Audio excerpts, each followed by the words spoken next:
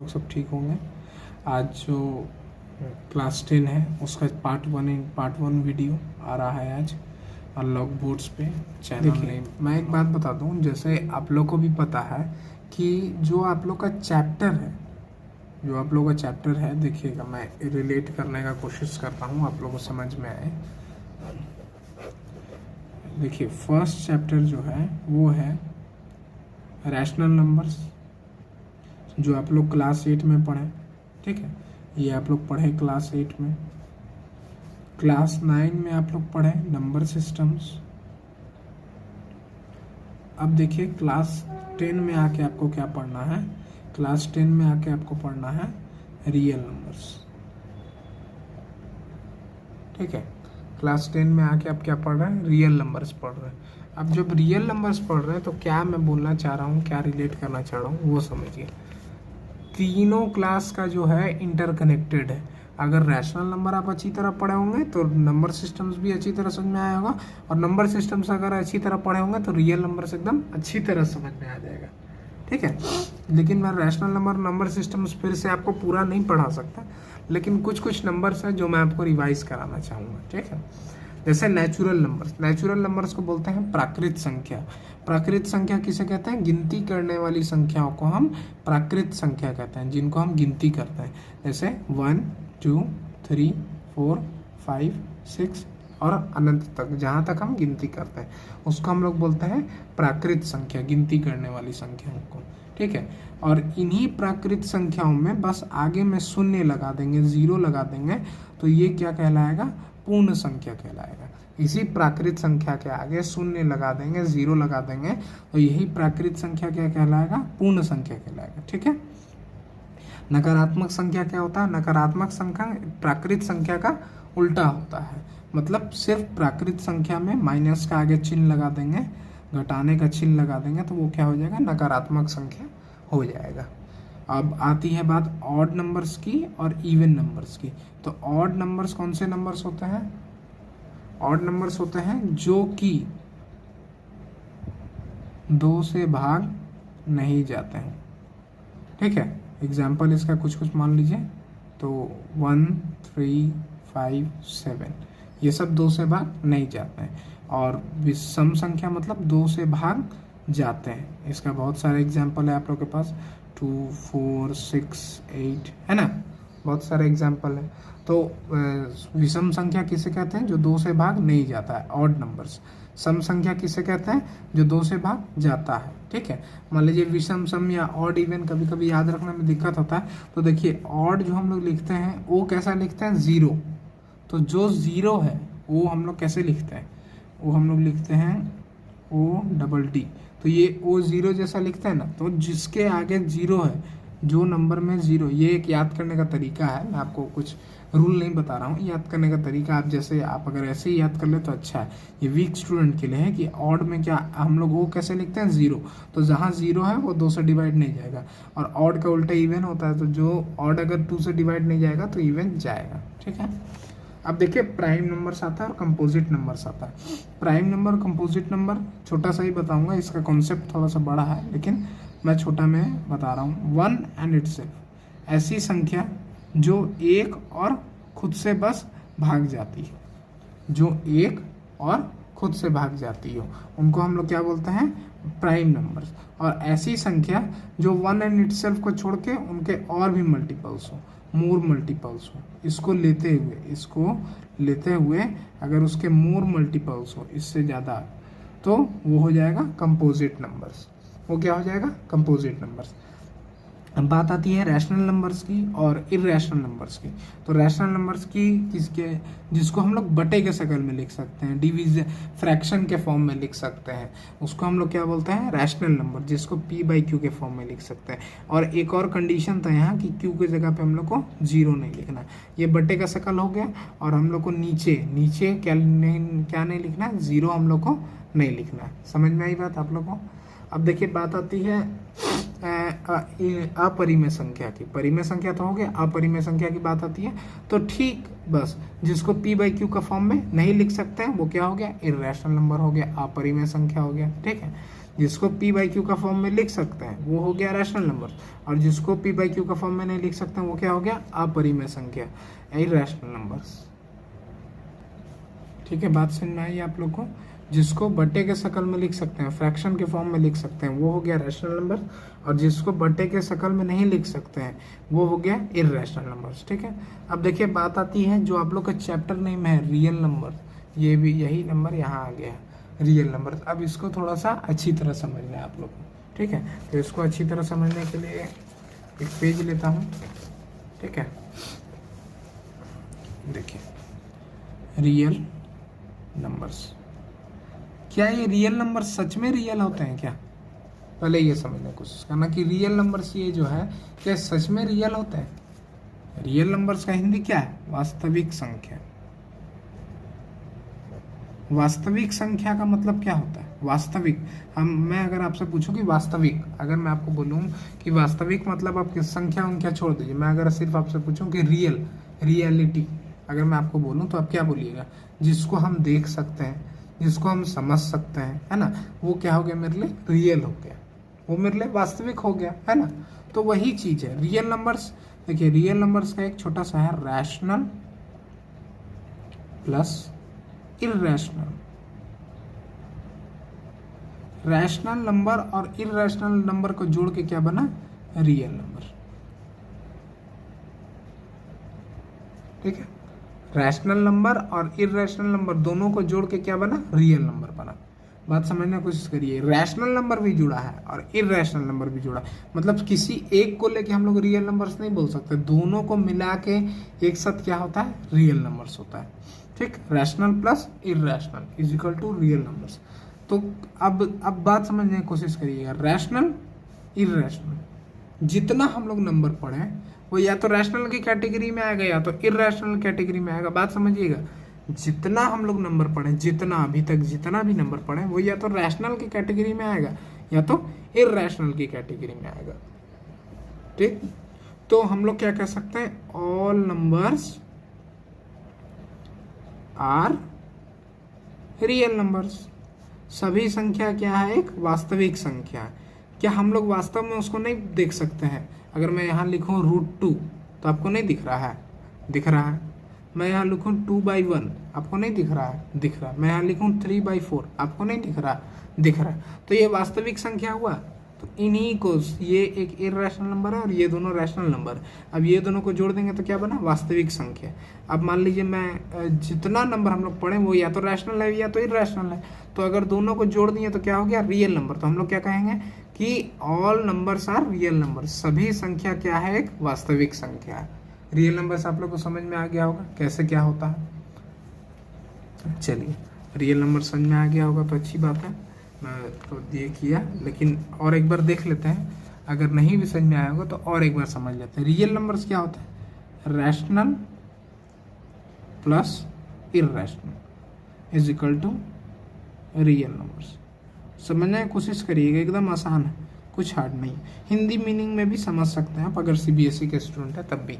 हिंदी ऐसा नहीं है कि बस जैक वाले ही पढ़ते हैं या फिर स्टेट बोर्ड वाले, आप भी हिंदी समझ सकते हैं। तो देखिए, रैशनल मतलब परिमेय संख्या, जिसको बटा का फ्रैक्शन के फॉर्म में लिख सकते हैं उसको बोलते हैं रैशनल नंबर, और इरैशनल जिसको बटा के शक्ल में नहीं लिख सकते हैं। अब ऊपर जितना नंबर है, natural, whole, negative, odd, even, prime, composite, है ना, रैशनल, इरैशनल, तो रैशनल और इरैशनल तो खुद आ गया यहाँ। अब नेचुरल नंबर्स में यहाँ कुछ नहीं है 1 के नीचे, तो क्या हो जाएगा? 1/1, 2/1। यहाँ भी वही है, 0 के नीचे कुछ नहीं है, 1 आ जाएगा। यहाँ भी 1 आ जाएगा, यहाँ भी 1 आ जाएगा। नकारात्मक संख्या -1 के नीचे कुछ नहीं है, 1 आ जाएगा। ये ऑड नंबर्स 1, 3, 5, 7, 3 के नीचे कुछ नहीं है, 1 आ जाएगा। इवन नंबर्स 2 के नीचे कुछ नहीं है, 1 आ जाएगा। जो नंबर 1 और खुद से डिवाइड हो, मान लीजिए मैं लेता हूँ यहाँ एग्जाम्पल 5, तो 5 के नीचे कुछ नहीं है तो क्या आ जाएगा? 1 आ जाएगा। कंपोजिट नंबर्स 6 ले लेता हूँ तो 6 के नीचे कुछ नहीं है तो क्या आ जाएगा? 1 आ जाएगा। रैशनल नंबर तो खुद बटे के शक्ल में होता है। इरैशनल नंबर जो बटे के शक्ल में नहीं होता उसको हम लोग बोलते हैं इरैशनल नंबर। तो इरैशनल नंबर जब हम बोलें तो रैशनल इरेशनल तो पहले से ही जुड़ा हुआ है, और बाकी ये सारा मैं आपको दिखा दिया कि ये सारा कैसे, ये सारा नंबर्स कैसे बटे के शक्ल में आता है। तो सारा नंबर्स हो गया कि नहीं रियल नंबर्स, जितना हम लोग नंबर पढ़े तो हो गया।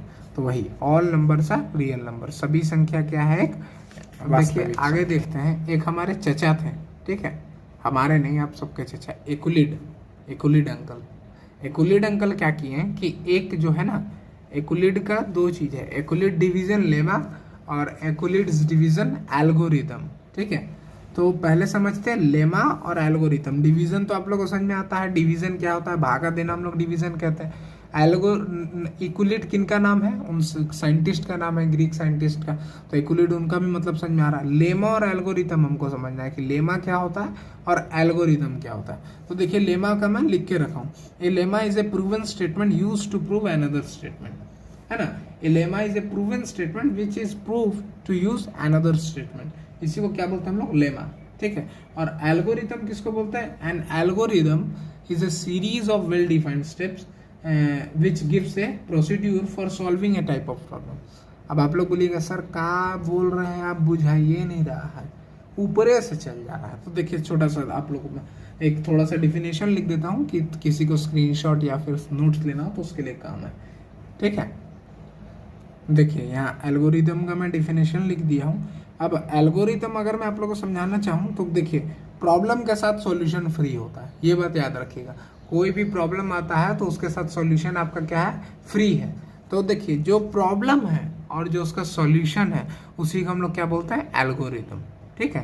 कोई भी प्रॉब्लम आए तो उसका सॉल्यूशन, उसका ये करने का एक तरीका होता है कि कैसे उस प्रॉब्लम को सॉल्व करेंगे। तो उसी तरीके को, उसी प्रोसेस को हम लोग क्या बोलते हैं, एल्गोरिदम बोलते हैं, ठीक है। कोई भी प्रॉब्लम है, मैथमेटिकल प्रॉब्लम है या फिर जिंदगी में कोई भी प्रॉब्लम है, ऐसा नहीं है कि उसका सॉल्यूशन नहीं है। तो उसी प्रॉब्लम को सॉल्व करने के स्टेप्स को, तरीके को हम लोग क्या बोलते हैं, एल्गोरिदम बोलते हैं। लेमा क्या होता है भाई, लेमा, अरे दे lemma, a lemma is a proven statement used to prove another statement. एक प्रूव किया हुआ स्टेटमेंट होता है जिसको हम लोग प्रूव करते हैं अनदर स्टेटमेंट को प्रूव करने के लिए, ठीक है। लेमा उसको बोलते हैं। अब जैसे इक्विलिड डिवीजन लेमा, तो यहाँ क्या बोला, एक प्रूवन स्टेटमेंट होता है। तो इक्विलिड डिवीजन, जो इक्विलिड्स डिवीजन का जो लेमा है, इसमें क्या बात हो रहा होगा, किसी स्टेटमेंट के बारे में बात हो रहा होगा। तो देखिए ये स्टेटमेंट आपको यहाँ दिख रहा है, a is equal to bq plus r where 0 is greater than r or equal than r and b is greater than r, ठीक है। ये आपको समझना है। ये इक्वेशन आपको मैं एकदम बहुत अच्छे तरीके से भी समझा दूंगा, आपको तुरंत समझ में आ जाएगा। लेकिन अभी आपको ये समझना है कि ये जो है ये इक्विलिड्स डिवीजन लेमा है, ये उनका प्रूवन स्टेटमेंट है जो किसी अनदर स्टेटमेंट को हम लोग प्रूव करने के लिए यूज करते हैं, ठीक है। इसका इस्तेमाल हम लोग किसी और स्टेटमेंट को प्रूव करने के लिए करेंगे। तो अभी तो ये आप लोग को समझ में आ गया कि इक्विलिड डिवीजन लेमा क्या होता है और एल्गोरिदम क्या होता है। अब समझते हैं कि ये क्या लिखा है, a is equal to B Q plus R. अरे भाई काका लिख देता है, बुझेबे नहीं करता है। तो देखिए समझने की कोशिश करिएगा, एकदम आसानी से समझ में आएगा। a is equal to B Q plus R. देखिए यहाँ मैं छोटा सा एग्जाम्पल लिया हूँ, 17 को 4 से डिवाइड करना है हमको, 17 डिवाइडेड बाई 4। यहाँ मैं डिवीजन किया हूँ, नॉर्मल डिवीजन, ये तो आप लोग को आता ही होगा, है ना। ये नॉर्मल डिवाइड किया मैं, ये लिखा मैं, इसको मैं जो ऐसे डिवाइड किया, मैं इसको ऐसे लिख सकता हूँ कि नहीं, 17 4, ये 4 गुने 4, ये 4 जोड़ 0 1, 4 गुने 4 16 जोड़ 1 17। आंसर बराबर आया कि नहीं, आंसर बराबर आ गया। एक और 29 डिवाइडेड बाई 6, 6 4 जा 24, कितना आया 5।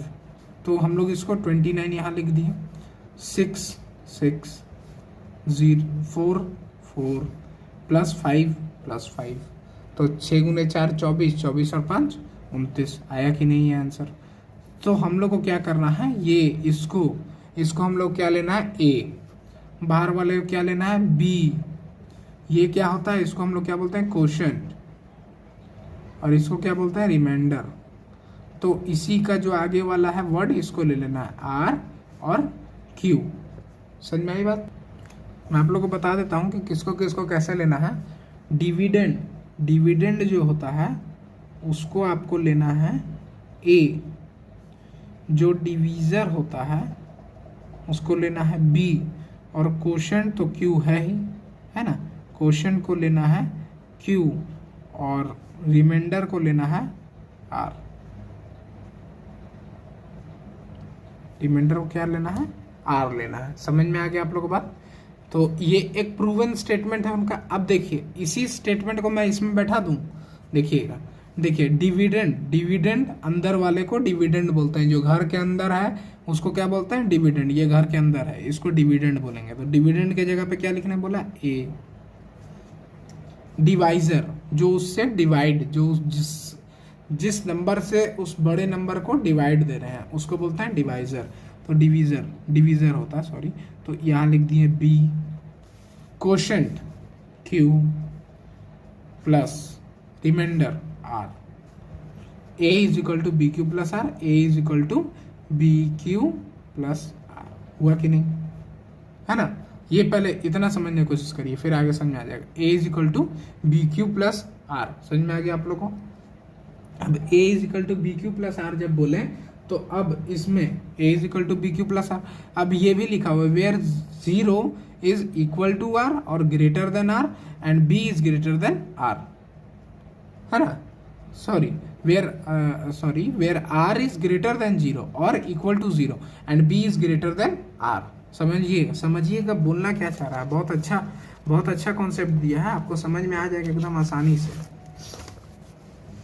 आप लोग होशियार हैं, एकदम आराम से समझ में आ जाएगा।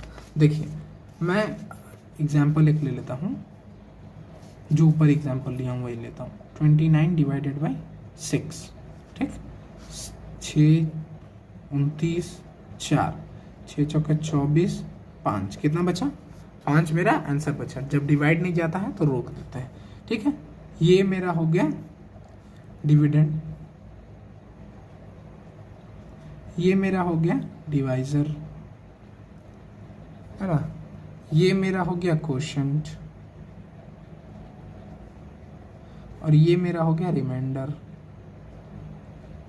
इसी को अगर a is equal to B Q plus R में लिखना चाहें तो लिख सकते हैं कि नहीं, a is equal to B Q plus are. तो a के जगह पे क्या लेना है 29, b के जगह पे क्या लेना है 6, क्वोशेंट में इंटू 4 प्लस r में 5। तो 29 बराबर 6 गुने 4 24 जोड़ 5, 29 बराबर 29। आंसर आ गया, ये आंसर आ गया 29 बराबर 29। अब क्या बोला था, वेयर r जो है वो 0 के या तो बड़ा होगा या बराबर होगा, लेकिन b से छोटा होगा। ये बोला r के बारे में। बीच वाले को पकड़ के चलते हैं कि r के लिए दो कंडीशन है, या तो r 0 के बराबर होगा या 0 से बड़ा होगा लेकिन b से छोटा होगा। ऐसे याद करने में आपको आसानी होगा, ठीक है। तो जो r है या तो वो 0 के बराबर होगा या तो b से या तो 0 के बराबर होगा या तो 0 से बड़ा होगा लेकिन b से छोटा होगा। अब r क्यों ऐसा बोले, देखिए r रिमाइंडर कितना है 5 है, ठीक है। अब समझने की कोशिश करते हैं, रिमाइंडर क्या बोला है यहाँ, 0 से या तो बड़ा होगा, 0 से बड़ा है कि नहीं 5, हाँ 0 से बड़ा है। और मान लीजिए अगर मैं यहीं पर दूं 4 को 20 से डिवाइड, तो 4 पचे कितना हुआ 20। तो दोनों एग्जाम्पल है आपके पास, 4 पचे 20 हो गया, तो यहाँ रिमाइंडर क्या आ गया 0 आ गया, है ना। तो 0 is r is equal to 0, तो r यहाँ क्या आ गया 0 भी आ गया r, है ना। लेकिन यहाँ ये कंडीशन थोड़ा सा समझने में मुश्किल होता है कि b क्यों बड़ा होता है r से, b जो है वो बड़ा क्यों होता है r से। तो देखिए b क्यों बड़ा होता है r से, समझाता हूँ मैं आप लोग को। अगर मान लीजिए यहाँ आ जाता 7, 5 के जगह पे एक गेस करते हैं 7 आ जाता, तो क्या हम इसको डिवाइड करना छोड़ देते हैं, नहीं। समझिएगा, अगर डिवाइजर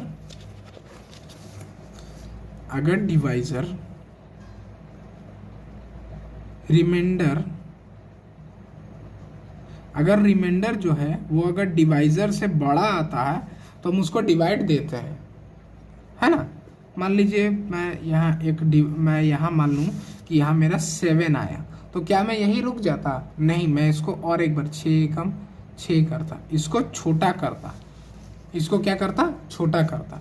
तो वही है, रिमाइंडर जो है वो डिवाइजर से छोटा, और डिवाइजर को हम लोग क्या मानते हैं, बी मानते हैं। डिवाइजर को हम लोग क्या मानते हैं, बी मानते हैं। तो अगर ये बड़ा होगा, अगर ये इससे बड़ा होगा तो ये नंबर तो इससे डिवाइड जा ही सकता है, ये डिवाइजर है ना। ये इसको अगर यहाँ 7 आया तो 6 1 जा 6 कर दिए, कितना बचा 1। तो फिर क्या हो गया, अपने आप ये छोटा हो गया और बी बड़ा हो गया।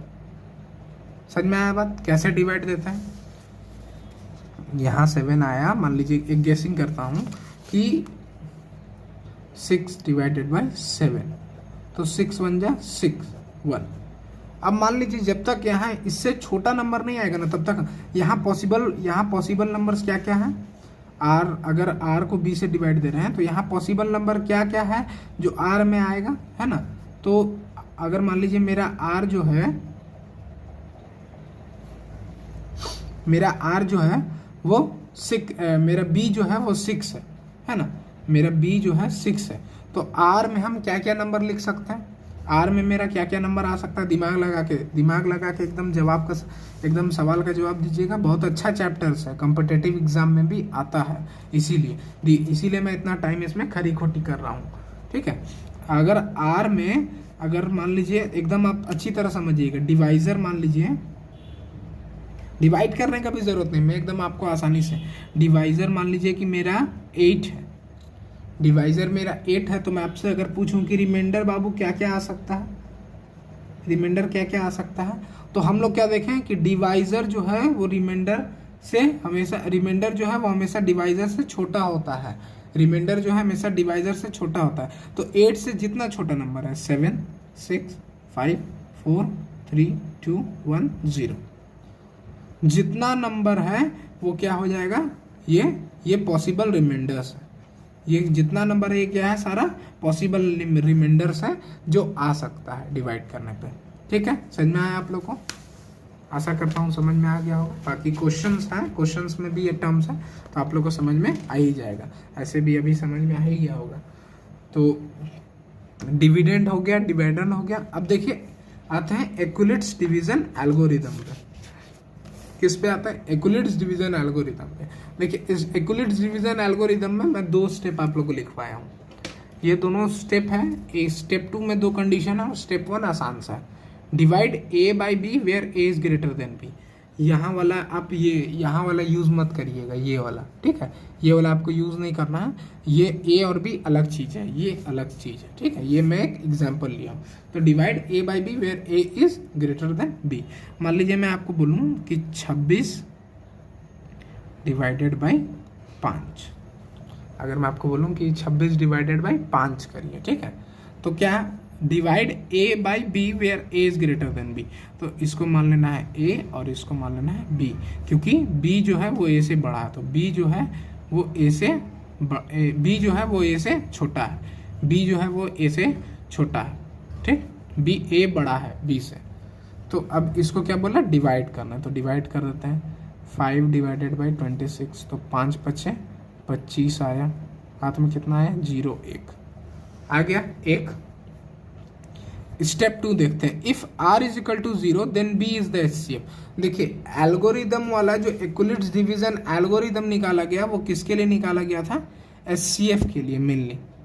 ये HCF निकालने के लिए यूज किया जाता था एक्यूलिट डिवीजन एल्गोरिदम। लेकिन हम आपको नॉर्मली मैं समझाने की कोशिश कर रहा हूँ कि डिवीजन में भी अगर HCF निकालना चाहें तो कैसे निकाल सकते हैं। तो नॉर्मली अगर डिवाइड देके चलूँ तो एक्यूलिट डिवीजन एल्गोरिदम में आपको एक चीज़ याद रखना कि जब तक आपका आंसर 0 नहीं आता तब तक आपको डिवाइड करते रहना है, ठीक। समझ में आई बात। एक्यूलिट्स डिवीजन एल्गोरिदम में जब तक आपका 0 आंसर नहीं आ जाता है, रिमाइंडर में आपका 0 नहीं आ जाता है, शेष फल आपका 0 नहीं आ जाता है, तब तक आपको डिवाइड देना है, देते रहना है। लेकिन लेमा में ऐसा कुछ नहीं है। यहाँ मान लीजिए 1 ही आया तो हम लोग इसको क्या कर दिए, a is equal to B Q plus r के फॉर्म में लिख दिए। लेकिन एल्गोरिदम में क्या है कि एल्गोरिदम में जब तक 0 नहीं आया तब तक आपको उसको डिवाइड देते रहना है। तो यहाँ क्या मेरा 0 आ गया, नहीं, तो 0 नहीं है। तो देखिए if r not equal to 0 replace a by b and b by r, repeat this process until the remainder come 0, until the remainder come 0, वही बात है। अब ई लाइन का बोले replace a by b, b by, अरे बोल का रहा है भाई a by b, b by यार, ऐसी पूरे दुनिया कंफ्यूज कर रहा, तू वो कंफ्यूज कर रहा। कंफ्यूज नहीं होने की जरूरत है, एकदम आराम से समझना। यहाँ ए बी लिखे थे, ठीक, रिप्लेस ए बाई बी, जहाँ a by b and b by r, b by r. देखिए मैं पहले लिख लेता हूँ, कहीं मैं ही ना कंफ्यूज हो जाऊँ, ऐसा भी होता है बहुत बार, कहीं मैं ही ना कंफ्यूज हो जाऊँ तो आप लोगों को नहीं बता पाऊँगा, ठीक है। देखिए रिप्लेस ए बाई बी और बी बाई, ये मैं साथ में लिखा हूँ तो आप लोगों को नहीं समझ में आएगा। अगर मैं इसी को यहाँ जो 1 आया ये रिमाइंडर हो गया, अब इसी को मैं अलग अगर बनाऊँ तो क्या बोला, रिप्लेस ए बाई बी, जहाँ ए का जगह था ये ए है, ये बी है हमारा, ठीक है। जहाँ ए का जगह था उसके जगह बी को बैठा दो, ठीक है। जहाँ ए का जगह उसके जगह बी को बैठा दो, तो 5 बैठा दिए, ठीक। और क्या बोला, बी के जगह आर के जगह पे किसको बैठा दो, बी के जगह पे किसको बैठा दो, आर को, जो रिमाइंडर आया उसको बी के जगह पे बैठा दो, तो रिमाइंडर क्या आया 1, तो 1 5 जा 5। देखिए यहाँ यही स्टेप किए और यहाँ भी वही स्टेप किए, ऐसे भी कर सकते हैं, अलग भी कर सकते हैं, कोई प्रॉब्लम नहीं है, गलती नहीं होगा। अलग भी कर सकते हैं, एक साथ भी कर सकते हैं, लेकिन अलग प्रेजेंटेशन थोड़ा सा अच्छा लगता है, क्योंकि यहाँ एक स्टेप करने के बाद आपको ये लेमा को लिखना पड़ता है कि a is equal to B Q plus are. तो मान लीजिए आपका 1 आया, तो यहाँ आप लिखते हैं 26 बराबर 5 गुने 5 जोड़ 1, ठीक। यहाँ आपका फिर 0 आ गया, तो यहाँ आप लिखते हैं 5 बराबर 5 गुने 1 जोड़ 0, ये आप लिखते हैं। तो लेमा भी लिखना पड़ता है, तो लेमा भी आप लोग को समझ में आ गया। लेमा को अलग अलग जगह पे लिखना पड़ता है, एक स्टेप होने के बाद जब रिमाइंडर आ जाता है तो एक रिमाइंडर आने के बाद लिखना पड़ता है। तो देखिए मान लीजिए कि ये तो मैं नॉर्मल डिवाइड लिया, मैं अगर एक SCF लूँ, अगर मैं आपको बोलूँ कि चलिए एक SCF लेके देखते हैं कि SCF लेने पे क्या होता है, तो मान लीजिए मैं अगर आपको बोलूँ कि find the SCF of 48 and 14 using Euclid's division algorithm, ठीक है। Find the SCF of 48 and 14 using Euclid division algorithm. तो क्वेश्चन पढ़ के कभी भी कंफ्यूज नहीं होना। क्या बोला है क्वेश्चन का समरी, 48 और 14 का क्या निकालना है, SCF निकालना है by using Euclid's division algorithm, Euclid's division algorithm. Euclid division algorithm को निकालते हुए क्या करना है आपको, SCF निकालना है। तो मान लीजिए मैं SCF निकालना, सॉल्यूशन में स्टार्ट करता हूँ अपना।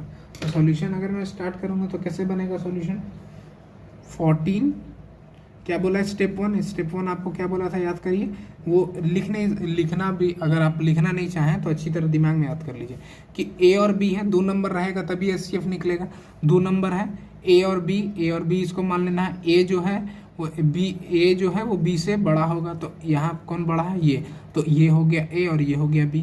तो A डिवाइड किसको डिवाइड करने बोला था, डिवाइड A बाई B, तो ऐसे डिवाइड दे देंगे, 14 डिवाइडेड बाई 48, 14 3 जा 42, कितना आया 6, यहाँ रुक जाएंगे, ठीक है।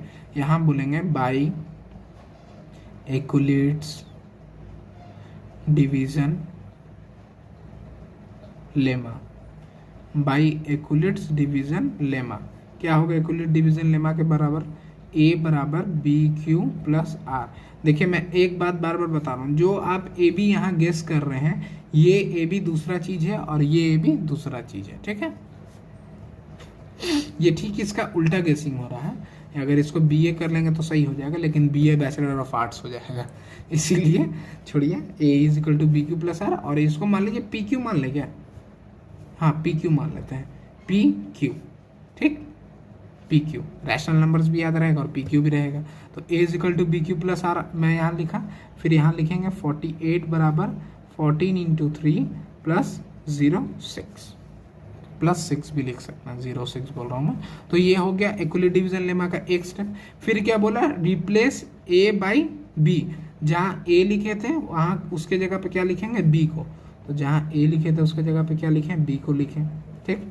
और R को किसके जगह पे बैठा देना है, B के जगह पे, तो R को कहाँ बैठा दिए, इस R को कहाँ लेते आना है, यहाँ पे, और इसको कहाँ ले जाना है, इसको यहाँ ले जाना है। तो इसको इधर लेते हैं और इसको यहाँ लेते हैं, तो आ जा भाई नीचे। 6 1 जा 6 8, 6 2 जा 12, सॉरी बड़ा फैक्टर लेना है, तो 6 2 जा 12 कितना आया 2 आ गया। अब यहाँ फिर लिखेंगे बाई इक्विलिट्स डिवीजन लेमा, ठीक है, शॉर्टकट आप लोग नहीं यूज़ कर सकते हैं। A is equal to B Q plus r, 14 is equal to 6 into 2 plus 0 2, 14 आ जाएगा। फिर मैं आगे लिखूँ, फिर वही स्टेप 2 फिर से कंटिन्यू करना जब तक आर 0 नहीं आए। क्या लिखा है, जब तक आर 0 नहीं आए तब तक इसी स्टेप को कंटिन्यू रखना। Repeat this process until the remainder comes 0। तो आर को 0 लाना है और इस बार 0 आ भी जाएगा। उतना देख के 1-2 क्वेश्चन बनाइएगा तो देख के अंदाजा लग जाएगा। तो आर के जगह पे अब वही स्टेप कंटिन्यू करना है। 6 के जगह पे, ए के जगह पे 6 को लेते आना है, मतलब 6 को घर के अंदर लेते आना है। बोले भाई चल घर के अंदर, और ई जो घर के ई भी जो घर के नीचे है इसको घर के ऊपर लेते आना, तो इसको लेते हैं घर के ऊपर। तो क्या हो गया, माइनस हो गया, ये आ गया 0 इस बार। अरे वाह, मेरा गेसिंग सही निकल गया। तो इतना गेसिंग्स आप लोग भी कर सकते हैं कुछ क्वेश्चंस बना के। तो अब लिखेंगे बाई इक्विलिट्स डिवीजन लेमा, ठीक है। A is equal to B Q plus r, 6 is equal to 2 into 3 plus 0, ये आ गया आपका इक्विलिट डिवीजन लेमा। अब देखिए क्या बोला था, अरे भैया आप तो इतना लंबा चौड़ा जो हमको बता दिए, इसमें क्या बोला था, SCF1 निकालना है। आप SCF1 निकालबे नहीं किए, तो SCF1 निकाले नहीं, अपने आप निकल गया। देखिए कैसे, ये जो 2 है ना, जिसको डिवाइड करने से 0 आ गया, जिस डिवाइजर से डिवाइड करने पे 0 आ गया, वो हमारा क्या हो गया, SCF। वो हमारा क्या हो गया, SCF। फिर से समझिए, जहां जिस भी डिवीजन करने में अगर ये फर्स्ट ही में आ जाता तो 14 ही हमारा SCF हो जाता, ठीक है। लेकिन ये यहाँ आया तो हमारा जहां जैसे ही 0 आ गया तो उस बार जो डिवाइजर होगा वही हमारा क्या हो जाएगा, SCF। निकालना पड़ा, कुछ मेहनत लगा नहीं, आराम से आप निकाल लिए, कुछ मेहनत नहीं लगा, आराम से आप क्या किए, निकाल लिए। देखिए इक्विलिट्स डिवीजन लेमा और इक्विलिट डिवीजन एल्गोरिदम में अभी फिलहाल इतना ही है, ठीक है। अब बात आती है कि इक्विलिट डिवीजन एल्गोरिदम और लेमा कितना इंपॉर्टेंट है एग्जाम के लिए। कोई भी टॉपिक है, आप लोग क्लास 10th में है, मैं अभी तक आपका सिलेबस डिस्कस नहीं किया हूँ। सिलेबस मेरे पास है लेकिन मैं अभी तक सिलेबस डिस्कस नहीं किया, क्योंकि उम्मीद है कि कुछ CBSE से न्यू नॉर्म्स आएगा, तो न्यू एजुकेशन पॉलिसी को लेकर अब देखिए उसमें क्या निर्णय होता है, उसी हिसाब से मैं आपको फिर आगे का सिलेबस डिस्कशन भी करूंगा। लेकिन आप लोग सिलेबस पे मत जाइए, आप लोग पहले कॉन्सेप्ट समझने की कोशिश करिए कि टीचर बोल क्या रहा है और ये चीज़ है क्या।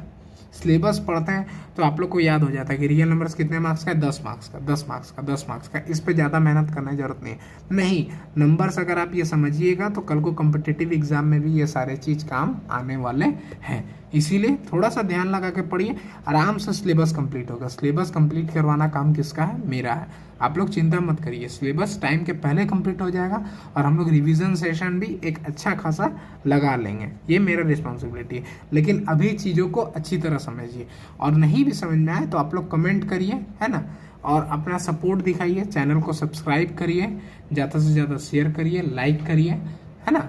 Thank you.